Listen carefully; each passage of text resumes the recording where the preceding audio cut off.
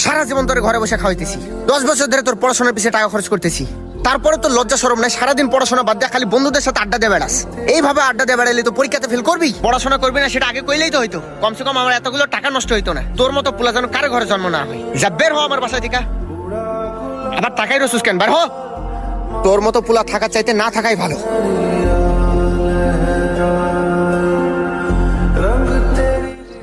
কিরে তুই বলে পরীক্ষায় ফেল করছস? তোরে দিয়ে চাইতে ভালো কি বার হইব? পড়ালেখা তো আর তোর দ্বারা হইব না।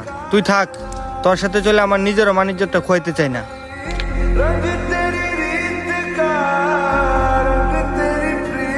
তোমার সাথে রিলেশন রাখা আমার দ্বারা আর পসিবল না। এই রেজাল্ট নিয়ে তুমি ফিউচারে কি করবা? যার ফিউচার ভালো না তার সাথে আমি রিলেশন রাখতে পারবো না।